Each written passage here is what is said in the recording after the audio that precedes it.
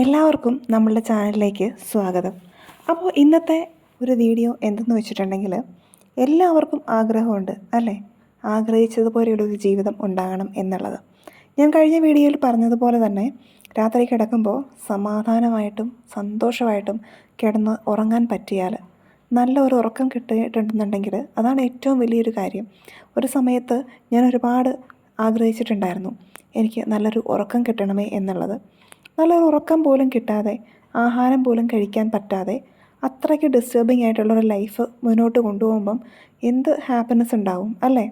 ഞാൻ പറഞ്ഞതുപോലെ ആ ഒരു അൺഹാപ്പിനെസ് നമ്മുടെ ലൈഫിലെ എല്ലാ ഭാഗത്തും അഫക്റ്റ് ചെയ്യും. മക്കളുണ്ടെങ്കിൽ മക്കളെ, കരിയറിനെ, നമ്മുടെ ഫിസിക്കൽ അപ്പിയറൻസിനെ, മൈൻഡിനെ എല്ലാം അത് അഫക്റ്റ് ചെയ്യും. അതിനെയെല്ലാം നമ്മളുടെ ഈ ഒരു ഇറിറ്റേഷൻ ആയിട്ടിങ്ങനെ നിലനിൽക്കുന്ന കാര്യങ്ങൾ അഫക്റ്റ് ചെയ്യും. എല്ലാത്തിനെയും കൊണ്ട് ഡൗൺ ആക്കാൻ തുടങ്ങും. അപ്പോൾ ഇങ്ങനെയുള്ള കാര്യങ്ങളെ ഇല്ലാതെയാക്കാൻ തന്നെയാണ് നമ്മൾ ആദ്യമേ ശ്രമിക്കേണ്ടത്. ഞാൻ കഴിഞ്ഞ വീഡിയോയിൽ പറഞ്ഞതുപോലെ വായന ഒരു ശീലമാക്കുക. നല്ല ബുക്സ്, ഞാൻ കഴിഞ്ഞ പഴയ വീഡിയോസിൽ, ഷോർട്സിൽ ഒരുപാട് ബുക്സിൻ്റെ കാര്യങ്ങളൊക്കെ ഷെയർ ചെയ്തിട്ടുണ്ട്. നിങ്ങൾക്ക് വായിക്കാൻ ഇഷ്ടമല്ലെങ്കിൽ ചെറിയ രീതിയിൽ ഒന്ന് സ്റ്റാർട്ട് ചെയ്യുന്നത് എങ്ങനെയെങ്കിലുമൊക്കെ, കാരണം ഇത് നമ്മുടെ ലൈഫിനെ ഒരുപാട് മാറ്റം ഉണ്ടാക്കാൻ സഹായിക്കും, ഒരുപാട് ഗ്രോത്ത് ഉണ്ടാക്കാനായിട്ട് ഹെൽപ്പ് ചെയ്യും. നമ്മുടെ ചിന്തകളെ മാറ്റാനും നമ്മുടെ ആറ്റിറ്റ്യൂഡിനെ മാറ്റാനും ഒക്കെ വായന ഒരുപാട് ഹെൽപ്പ് ചെയ്യും കേട്ടോ. അപ്പോൾ നമുക്ക് ഒരിക്കലും ഒരു ടൈം കില്ലറൊന്നുമല്ല. നമ്മൾ വായിക്കുന്നത് നമുക്ക് ഒരുപാട് ബെനഫിറ്റ് നമ്മുടെ ലൈഫിൽ ഒരുപാട് സ്ഥലങ്ങളിൽ ഉണ്ടാക്കി തരും. നമ്മൾ സംസാരിക്കേണ്ടത് എങ്ങനെയാണ്, നമ്മളുടെ ആറ്റിറ്റ്യൂഡ് എന്തൊക്കെ ആയിരിക്കണം, നമ്മളുടെ പല ചിന്തകളും, നമുക്ക് പണ്ട് ചിന്തിച്ചിരുന്ന അല്ലെങ്കിൽ നമ്മുടെ ഉള്ളിലൂടെ പോയിട്ടുള്ള പല കാര്യങ്ങളും ശരിയാണെന്നുള്ളൊരു റിയലൈസേഷനൊക്കെ നമ്മുടെ ലൈഫിൽ കൊണ്ടുതരാനായിട്ട് വായന ഹെൽപ്പ് ചെയ്യും. നല്ലൊരു പേഴ്സണാലിറ്റി ഉണ്ടാക്കിയെടുക്കാനായിട്ട് വായന ഹെൽപ്പ് ചെയ്യും. അപ്പോൾ നിങ്ങൾ എപ്പോഴെങ്കിലുമൊക്കെ നിങ്ങൾ തന്നെ നോക്കുക, റെഫർ ചെയ്യുക, നല്ല നല്ല ബുക്സിൻ്റെ പേരുകളൊക്കെ എഴുതി വയ്ക്കുക. നമ്മുടെ വിഷ് ലിസ്റ്റിൽ ഈ ബുക്കുകളിലേക്ക് പേര് എഴുതി വയ്ക്കുക. ഞാൻ ചെയ്തിരുന്നൊരു കാര്യമാണ് കേട്ടോ. ഞാൻ ഓൾമോസ്റ്റ് ഒരുപാട് ബുക്കുകൾ ഞാൻ വാങ്ങിച്ചു കൂട്ടിയിട്ടുണ്ട്. കൂട്ടുന്നത് മാത്രമല്ല, സമയം കിട്ടുന്നതനുസരിച്ചിട്ട് അതൊക്കെ വായിക്കാറുമുണ്ട് കേട്ടോ. നേരത്തെ വായിക്കുന്നതിൻ്റെ പോയിൻറ്റ്സൊക്കെ ഞാൻ എഴുതി വെച്ചിരുന്നു. പക്ഷേ ഇപ്പോൾ എനിക്കതിന് പറ്റുന്നില്ല. അതുകൊണ്ട് ഞാൻ കിടന്ന് വായിക്കും കേട്ടോ. എനിക്ക് വായന ഒരുപാട് ഇഷ്ടമാണ്. ഞാൻ പണ്ട് തൊട്ടേ വായിക്കാനും പഠിക്കാനും ഒക്കെ എനിക്ക് ഒരുപാട് ഇഷ്ടമുള്ളൊരു കാര്യമായിരുന്നു. അപ്പോൾ നമുക്കിങ്ങനെയുള്ള കഴിവുകളുണ്ടെന്ന് ആരും അംഗീകരിച്ചില്ലെങ്കിലും അത് പ്രശ്നമൊന്നുമില്ല. നമുക്ക് ഈ അംഗീകാരമൊക്കെ നമ്മുടെ ലൈഫിൽ എപ്പോഴും എല്ലാവരും തരണം എന്നൊന്നുമില്ല. അങ്ങനെ കിട്ടി ജീവിച്ച ഒരാളൊന്നുമല്ല ഞാൻ. പക്ഷെ നമ്മൾ ആഗ്രഹിക്കും എന്നെ അവർ അംഗീകരിക്കണം, എൻ്റെ ഈ കഴിവുകൾ അവർ അംഗീകരിക്കണം, ഒരു അപ്രീസിയേഷൻ, ഇതൊക്കെ നമ്മൾ ആഗ്രഹിക്കും അല്ലേ?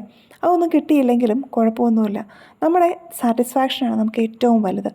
ഞാൻ ഇപ്പോൾ അനുഭവിക്കുന്ന ഒരു സാറ്റിസ്ഫാക്ഷൻ ഉണ്ട്. ഞാൻ എങ്ങനെ ആയിരിക്കണം എന്നൊരു പ്ലാനിങ് അല്ലെങ്കിൽ ഒരു പിക്ചർ എൻ്റെ ഉള്ളിലുണ്ടായിരുന്നു. ആ ഒരു ഞാൻ ആണ് ഇപ്പോൾ ജീവിച്ചിരിക്കുന്നത് കേട്ടോ. അതായത് ആ ഒരു എന്നിലൂടെയാണ് ഞാനിപ്പോൾ പൊയ്ക്കൊണ്ടിരിക്കുന്നത്. അപ്പോൾ നേരത്തെ അങ്ങനെ അല്ലായിരുന്നു. നേരത്തെ എന്ന് വെച്ചിട്ടുണ്ടെങ്കിൽ മറ്റുള്ളവർ പ്ലാൻ ചെയ്ത എന്നെയായിരുന്നു ഞാൻ കണ്ടിരുന്നത്. അവർ പറയും, ഞാൻ അനുസരിക്കും. എൻ്റെ കാര്യങ്ങൾ, എൻ്റെ മക്കളുടെ കാര്യങ്ങൾ എല്ലാം. ഞാൻ പറഞ്ഞല്ലോ, എൻ്റെ ഹസ്ബൻഡ് പ്രവാസി ആയതുകൊണ്ട് തന്നെ ഞങ്ങൾ രണ്ടുപേരുടെയും തീരുമാനത്തിനനുസരിച്ചിട്ട് എൻ്റെ ലൈഫിനെ അല്ലെങ്കിൽ എൻ്റെ മക്കളുടെ ലൈഫിനെ എനിക്ക് കൊണ്ടുപോകാൻ പറ്റിയിട്ടുണ്ടായിരുന്നില്ല. എന്നാൽ ഹസ്ബൻഡ് എന്നോട് പറയുമായിരുന്നു, നീ കാര്യങ്ങൾ ചെയ്യേണ്ടത് നിൻ്റെ ഇഷ്ടത്തിനനുസരിച്ചിട്ടാണ്. നീയാണ് അവിടെ കാര്യങ്ങൾ, നിനക്കേ അറിയുള്ളൂ ലൈഫ് എങ്ങനെയാണ്, കുട്ടികളുടെ കാര്യങ്ങളൊക്കെ നിനക്കേ അറിയുള്ളൂ, നീയാണ് അങ്ങനെ ചെയ്യേണ്ടത് ഇങ്ങനെ ചെയ്യേണ്ടതെന്ന് പറഞ്ഞാലും എൻ്റെ ചുറ്റിനുമുള്ള ആൾക്കാരുടെ ഒരു ഇൻഫ്ലുവൻസ് എന്നല്ല പറയേണ്ടത്, അവരെയൊക്കെ പേടിച്ചിട്ടുള്ളതുകൊണ്ട് തന്നെ എനിക്ക് പല കാര്യങ്ങളും ചെയ്യാനായിട്ട് എന്തൊക്കെയോ ഹോൾഡ് ചെയ്ത് നിർത്തിയിരിക്കുന്നത് പോലെയായിരുന്നു. എന്നെക്കൊണ്ടൊന്നിനും പറ്റുന്നില്ലായിരുന്നു. അപ്പോൾ ആ ഒരു ധൈര്യം ഉണ്ടാക്കിയെടുക്കുക എന്നുള്ളത് വളരെ കഷ്ടമായിരുന്നു കേട്ടോ. ഞാൻ അതിന് ആത്മാർത്ഥമായിട്ട് ശ്രമിച്ചിട്ടുണ്ടായിരുന്നു. അതാണ് ഏറ്റവും വലിയ കാര്യം. അപ്പോൾ അതിന് ഇനിഷ്യേറ്റീവ് എടുത്തിട്ടുള്ളത് ഞാൻ തന്നെയാണ് കേട്ടോ. നമുക്കൊരു മാറ്റം ഉണ്ടാകണമെന്നുണ്ടെങ്കിൽ നമ്മൾ തന്നെ ട്രൈ ചെയ്യണം. അല്ലാതെ ആ ട്രൈ വേറെ ആരും കൊണ്ടു തരത്തില്ല. നമുക്ക് വേണമെങ്കിൽ നല്ല മെൻറ്റേഴ്സിനെ നമുക്ക് ഫോളോ ചെയ്യാനായിട്ട് സാധിക്കും കേട്ടോ. നല്ല നല്ല ശീലങ്ങൾ ചെറുതായി നമ്മളുടെ ലൈഫിൽ കൊണ്ടുവന്ന് തുടങ്ങാം. എനിക്ക് അങ്ങേയറ്റം പ്രശ്നങ്ങൾ അനുഭവിച്ചൊരു സമയമുണ്ടായിരുന്നു. എൻ്റെ മക്കളെ ന്യൂമോണിയ ബാധിച്ച് ഞാൻ ഹോസ്പിറ്റലിൽ അഡ്മിറ്റ് ചെയ്തിട്ടുണ്ടായിരുന്നു. ഞാൻ ഒറ്റയ്ക്കായിരുന്നു 2 മക്കളെയും കൊണ്ട് 2-3 ആഴ്ചയോളം ഹോസ്പിറ്റലിൽ അഡ്മിറ്റ് ആയിട്ടുണ്ടായിരുന്നത്. ആ സമയത്ത് പ്രൈവറ്റ് ഹോസ്പിറ്റലിൽ അഡ്മിറ്റ് ചെയ്തത് എന്തിനാണ്, ഗവൺമെൻറ് ഹോസ്പിറ്റലിൽ പോയിക്കൂടെ, അങ്ങനെ എന്നൊക്കെ പറഞ്ഞിട്ട് ഒരുപാട് ആൾക്കാർ വന്ന് ഡിസ്റ്റർബ് ചെയ്യുമായിരുന്നു, എന്നെ ഇറിറ്റേറ്റ് ചെയ്യുമായിരുന്നു. ആ സമയത്ത് എൻ്റെ മാനസികാവസ്ഥ വളരെ ഡൗൺ ആയിരുന്നു. ഞാൻ ചത്തതിന് ഒപ്പമായിരുന്നു. കാരണം ഓരോ രാത്രിയും എനിക്ക് ഉറക്കമില്ല. ഇളയാൾ തീരെ കുഞ്ഞു വാവയാണ്, മൂത്തതിനും അത്ര വ്യത്യാസമൊന്നുമില്ല. അപ്പോൾ രണ്ടുപേരും കയ്യിലിങ്ങനെ ട്രിപ്പ് കുത്തിയിട്ടിട്ട് ഇങ്ങനെ കിടക്കും. 2 മണിക്കൂർ ഇടവിട്ട് മരുന്ന് ചെയ്യണം. അപ്പോൾ ആ ഒരു സമയം അവരൊരുപാട് വേദന അനുഭവിച്ചിട്ടുണ്ടായിരുന്നു.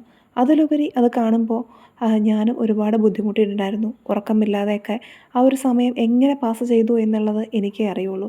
ആ ഒരു ടൈമിലാണ് ഞാൻ കൂടുതലും മെഡിറ്റേഷൻ അല്ലെങ്കിൽ ഇങ്ങനെയുള്ള കാര്യങ്ങളൊക്കെ പ്രാക്ടീസ് ചെയ്ത് തുടങ്ങിയത്. കാരണം എൻ്റെ ഒരു ഫുൾ കൺട്രോൾ പോകുന്നൊരു അവസ്ഥയായിരുന്നു എൻ്റെ ലൈഫിലെ അത്. കാരണം നമുക്ക് ഏറ്റവും കൂടുതൽ സപ്പോർട്ട് ആളുകളുടെ വേണ്ട ഒരു ടൈമായിരുന്നു അത്, അല്ലേ? പക്ഷെ തീർത്തും ഒറ്റയ്ക്കായിരുന്നു ഞാൻ. ഒറ്റയ്ക്കാണ് ആ ഒരു ടൈം ഞാൻ ഹാൻഡിൽ ചെയ്തിട്ടുണ്ടായിരുന്നത്. ഹോസ്പിറ്റലിൽ 2 കുഞ്ഞു മക്കളായിട്ട് ഒറ്റയ്ക്കെന്ന് പറയുമ്പോൾ അതെന്തൊരവസ്ഥയാണല്ലേ?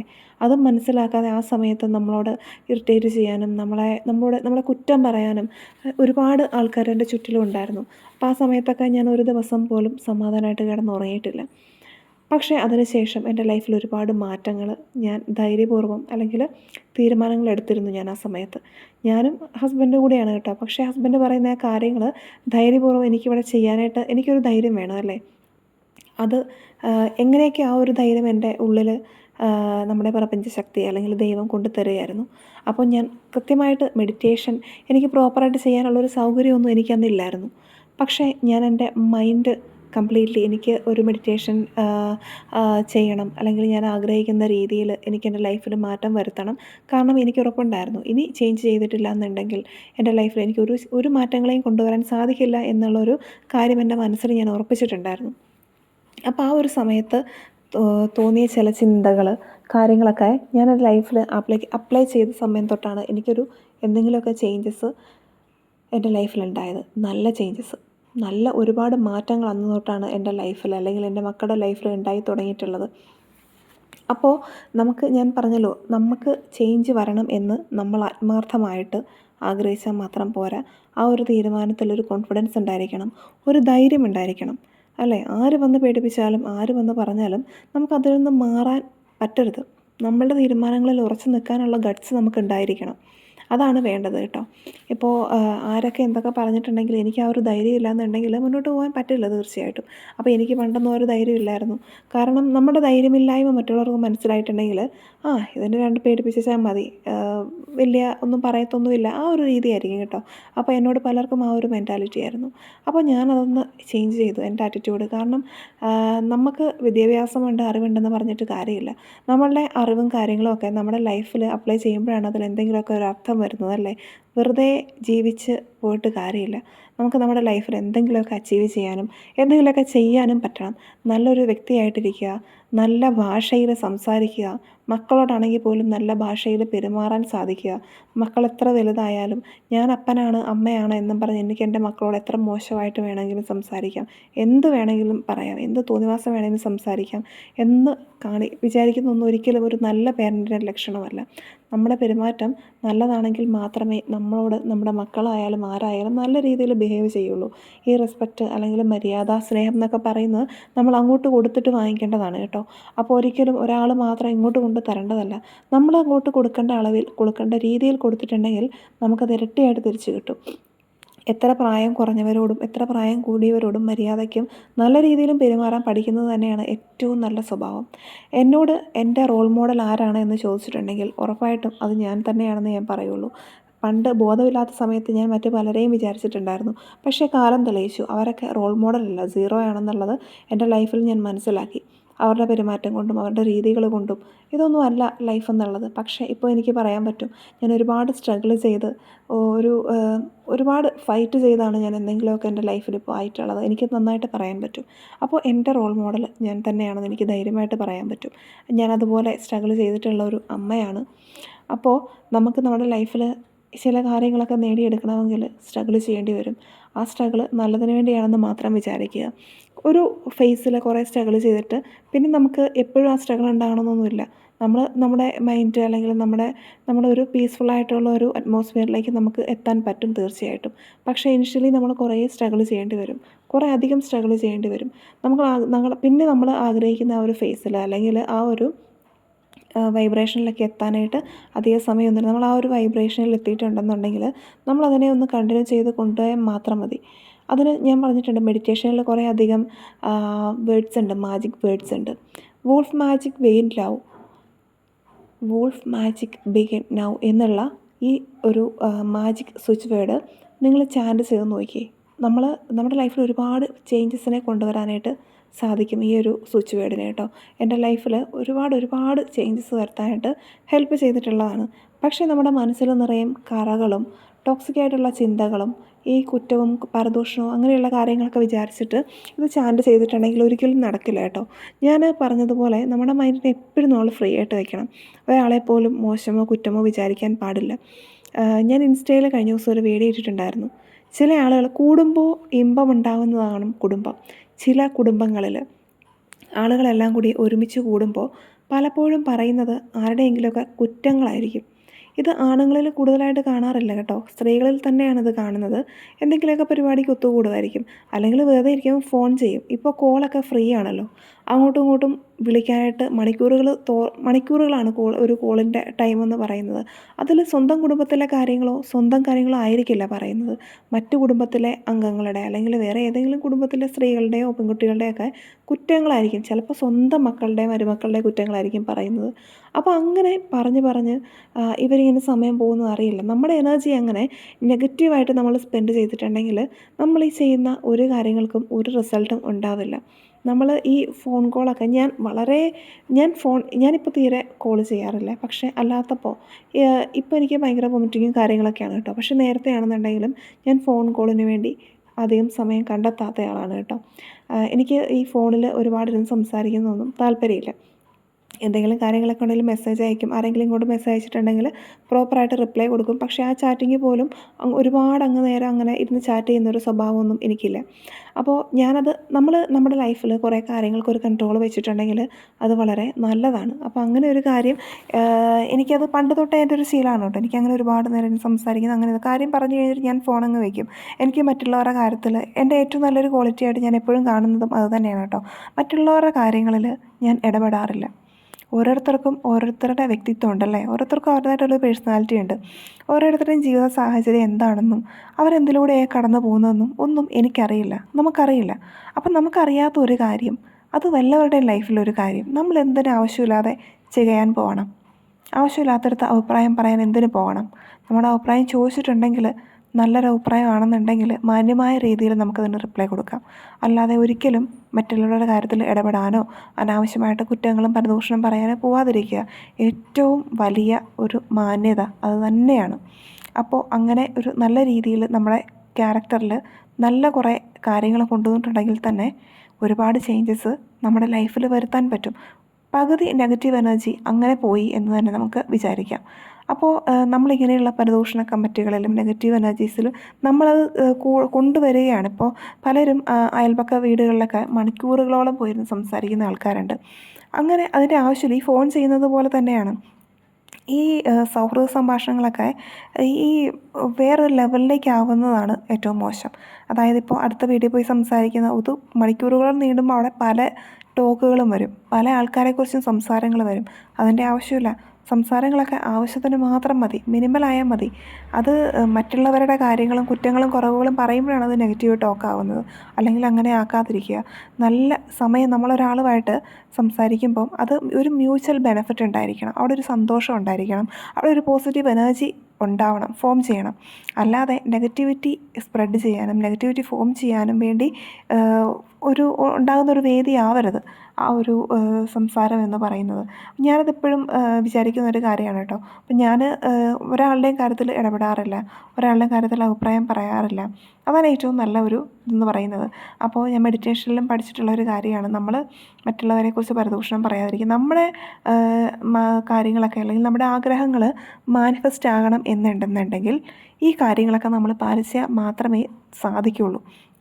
പിന്നെ മൊബൈലാണെന്നുണ്ടെങ്കിലും എല്ലാ കാര്യങ്ങളും ലിമിറ്റഡ് ആയിരിക്കണം യൂസും കാര്യങ്ങളുമൊക്കെ. പിന്നെ എനിക്ക് ഉറക്കമില്ല എന്ന് പറയുന്ന പലരും പാതിരാത്രി 12 മണി വരെ 1 മണി വരെ ഓരോ വീഡിയോസും കണ്ടുകൊണ്ടിരിക്കുന്നവരായിരിക്കും. അപ്പോൾ അതിൽ ഉറക്കം വരുന്നില്ല എന്ന് പറഞ്ഞിട്ട് എന്താണ് കാര്യമുള്ളത്? നമുക്ക് ഉറങ്ങണമെന്നുണ്ടെങ്കിൽ ഒരു ചിട്ട നമ്മൾ ആദ്യമേ കൊണ്ടുവരണം അല്ലേ. എനിക്കിപ്പോൾ ഞാൻ നേരത്തെ പറഞ്ഞിട്ടുണ്ട് എൻ്റെ വീട്ടിൽ ഞാനും എൻ്റെ മക്കളും നേരത്തെ കിടന്നുറങ്ങും. ആ ഒരു സൈക്കിൾ അല്ലെങ്കിൽ ആ ഒരു ടൈം ടേബിൾ ഞാൻ കൊണ്ടുവന്നു. എനിക്ക് ആഗ്രഹമായിരുന്നു എനിക്ക് ആ ഒരു ടൈം ടേബിൾ കൊണ്ടുവരണം. കാരണം അത് രാവിലെ എഴുന്നേൽക്കുന്നതിലെല്ലാം ബാധിക്കും അല്ലേ. അപ്പോൾ ഞാൻ ആ ഒരു ടൈം ടേബിൾ എൻ്റെ ലൈഫിൽ കൊണ്ടുവന്നപ്പോൾ നേരത്തെ കിടന്നുറങ്ങണം എന്നൊരു ടൈം ടേബിൾ ഞാൻ കൊണ്ടുവന്നപ്പോൾ അതെൻ്റെ മക്കളിലും അഫക്റ്റായി. അവരും അത് തന്നെ പാലിക്കാൻ തുടങ്ങി. നല്ലൊരു ക്രമീകരണം സമയത്തിൽ ആയി. അപ്പം തന്നെ നമുക്ക് പകുതി നമ്മളൊരു പോസിറ്റീവായി. കറക്റ്റ് സമയത്തിന് ഉറങ്ങുന്നു, നേരത്തെ കിടന്നുറങ്ങുന്നു, രാവിലെ നേരത്തെ എഴുന്നേൽക്കുന്നു. അങ്ങനെയാകുമ്പോൾ തന്നെ നമ്മുടെ ഹെൽത്തും മൈൻഡുമെല്ലാം കുറേയധികം ഓക്കെ ആവുകയാണ് ചെയ്യുന്നത്. നമ്മുടെ ലൈഫിലെ നമുക്ക് ഒരുപാട് ബാലൻസ് ചെയ്ത് കൊണ്ടുപോകാൻ പറ്റും. നമ്മൾ വിചാരിക്കുന്നത് പോലെയല്ല. നമ്മൾ പറയും പലപ്പോഴും ഒന്നും നമ്മുടെ കയ്യിലല്ല എന്നുള്ളത്. അങ്ങനെയല്ല. നമ്മുടെ കൈപ്പിടിയിൽ ഒതുക്കാവുന്ന ഒരുപാട് കാര്യങ്ങളുണ്ട് കേട്ടോ. അത് നമ്മൾക്ക് മനസ്സിലാവാഞ്ഞിട്ടാണ്, അല്ലെങ്കിൽ പലപ്പോഴും മനസ്സിലായിട്ടും അതിനെ ഒന്ന് റിയലൈസ് ചെയ്ത് കൊണ്ടുവരാൻ നോക്കാഞ്ഞിട്ടാണ്. ഇതിനെല്ലാം ഹെൽപ്പ് ചെയ്യുന്ന ഒന്നാണ് ഈ മെഡിറ്റേഷൻ. ഇനിയുള്ള മുന്നോട്ടുള്ള കാലത്ത് അസുഖങ്ങളും അങ്ങോട്ടും ഇങ്ങോട്ടും അടിയും വഴക്കും എന്തൊക്കെ ന്യൂസുകളാണല്ലേ. നമുക്ക് ന്യൂസ് പേപ്പറൊന്നും നോക്കാൻ പോലും പറ്റുന്നില്ല. അതുപോലെയുള്ള ന്യൂസുകളാണ് ഈ 2025 തുടങ്ങിയപ്പോൾ തൊട്ട്. അതിന് മുന്നേയും ഉണ്ട്. ഈ വർഷം ഒരുപാട് കൂടുതലാണല്ലേ. അപ്പോൾ ഇങ്ങനെയുള്ളൊരു ലോകത്ത് നമുക്ക് ഇച്ചിരിയെങ്കിലും സമാധാനത്തോടെ ജീവിക്കണം എന്നുണ്ടെങ്കിൽ ഈ ഒരു മെഡിറ്റേഷൻ, പ്രാണിക് ഹീലിംഗ് ഇതൊക്കെ നമ്മൾ പ്രോപ്പറായിട്ട് നമ്മുടെ ലൈഫിൽ കൊണ്ടുവന്നാൽ നമുക്ക് ഒരുപാട് മാറ്റങ്ങൾ വരുത്താനായിട്ട് സാധിക്കും. അപ്പോൾ നമുക്ക് നമ്മുടെ ചക്രാസിനെയൊക്കെ ബാലൻസ് ചെയ്ത് കൊണ്ടുവന്നിട്ടുണ്ടെങ്കിൽ നല്ലൊരു ലൈഫ്, സമാധാനവും സന്തോഷവുമുള്ള പോസിറ്റീവ് എനർജി നിറഞ്ഞൊരു ലൈഫിനെ നമുക്ക് കൊണ്ടുവരാൻ പറ്റുമെന്നുള്ള കാര്യത്തിൽ യാതൊരു സംശയവുമില്ല. ഞാൻ പറഞ്ഞല്ലോ, അതിൻ്റെ ഇനിഷ്യേറ്റീവായിട്ട് നമ്മൾ കുറേ കാര്യങ്ങൾ എടുക്കണം. അല്ലാതെ വെറുതെ ഇരുന്നിട്ടുണ്ടെങ്കിൽ ഒരാളും നമ്മുടെ കയ്യിൽ ഒന്നും കൊണ്ടു തരത്തില്ല. പിന്നെ എനിക്ക് സ്ത്രീകളോടാണ് പറയാനുള്ളത്.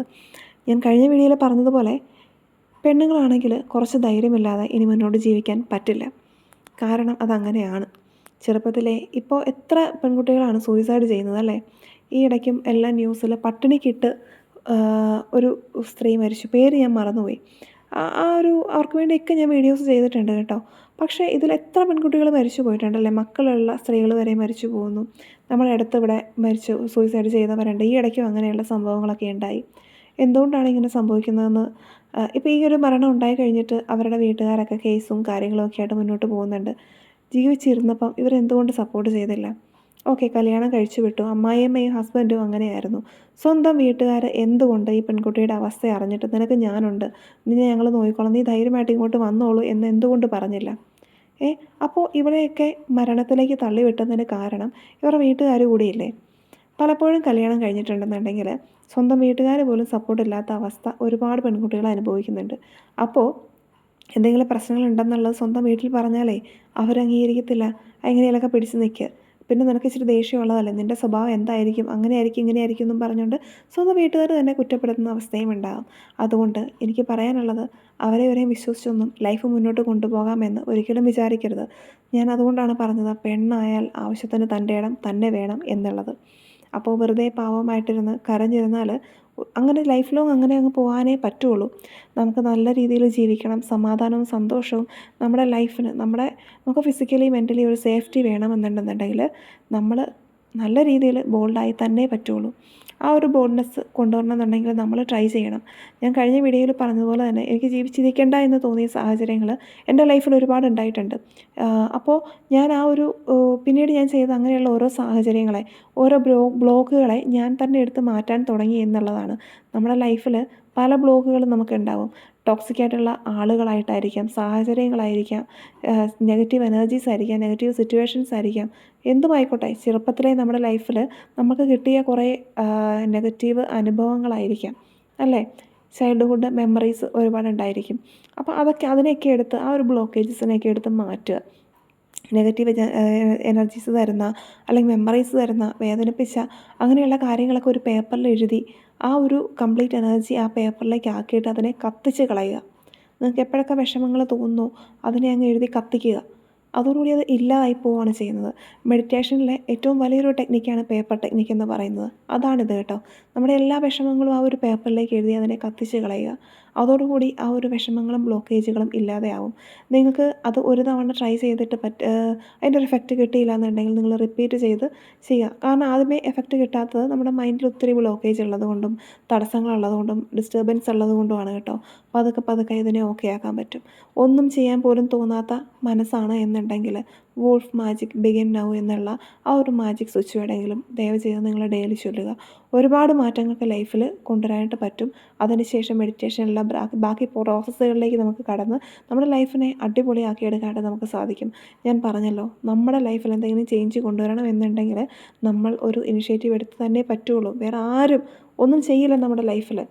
വേറെ ആരും ഒന്നും ചെയ്യത്തില്ല. പിന്നെ എന്തെങ്കിലുമൊക്കെ ചെയ്ത് നമ്മുടെ ലൈഫ് വേണ്ടാന്ന് വെച്ചിട്ടുണ്ടെങ്കിൽ ആർക്കാണ് നഷ്ടം എന്നുള്ളത് ചിന്തിക്കുക. ലൈഫ് ഹാപ്പി ആയിട്ട് ജീവിക്കാനുള്ളത് മാത്രമാണ്. നെഗറ്റീവ് എനർജീസിനെ എടുത്ത് കളയുക. അതിന് ഇനിയും ഒട്ടും മടിക്കരുത്. ധൈര്യമായിട്ട് മുന്നോട്ട് പോവുക. ഞാനുണ്ട് കൂടെ. നമുക്ക് അടുത്ത വീഡിയോയിൽ വീണ്ടും കാണാം കേട്ടോ. അപ്പോൾ ഈ ഒരു വീഡിയോ നിങ്ങൾ എപ്പോൾ വേണമെങ്കിലും ഇരുന്ന് കേൾക്കാം. രാത്രി കിടക്കുന്നതിന് മുന്നേ ഓൺ ചെയ്ത് വെച്ചിട്ട് ഒന്ന് കണ്ണടച്ച് കേട്ട് നോക്കുക. എപ്പോൾ വേണമെങ്കിലും. ഇത് മെൻ്റലി ഒരു റിലാക്സേഷന് വേണ്ടിയുള്ള മെത്തേഡ്സ് ആണ്. ഇതൊക്കെ ഒന്ന് ലൈഫിൽ അപ്ലൈ ചെയ്ത് നോക്കുക. ഞാൻ പറഞ്ഞല്ലോ, തീർച്ചയായിട്ടും ഒരുപാട് മാറ്റങ്ങൾ ഉണ്ടാക്കാൻ സാധിക്കും. ഞാൻ വാക്ക് തരുകയാണ്. സ്വിച്ച് വേർഡ് എപ്പോഴും ചൊല്ലാം, എപ്പോൾ വേണമെങ്കിലും ചൊല്ലാം. നിങ്ങൾക്കത് ചൊല്ലും തോറും നിങ്ങളുടെ കോൺഫിഡൻസും ധൈര്യവും എല്ലാം കൂടും. നമ്മുടെ ആഗ്രഹങ്ങളും മാനിഫെസ്റ്റ് ആകാൻ ചാൻസ് കൂടുതലാണ്. അപ്പോൾ നമ്മുടെ മൈൻഡിനെ നല്ല രീതിയിൽ ക്ലിയർ ആക്കി തരും. അപ്പോൾ നിങ്ങൾ ഇങ്ങനെയുള്ള കാര്യങ്ങൾ ധൈര്യമായിട്ട് മുന്നോട്ട് ചെയ്യാം കേട്ടോ. അപ്പോൾ നമുക്ക് ഇന്നത്തെ വീഡിയോ വൈൻഡപ്പ് ചെയ്യാം. ബൈ.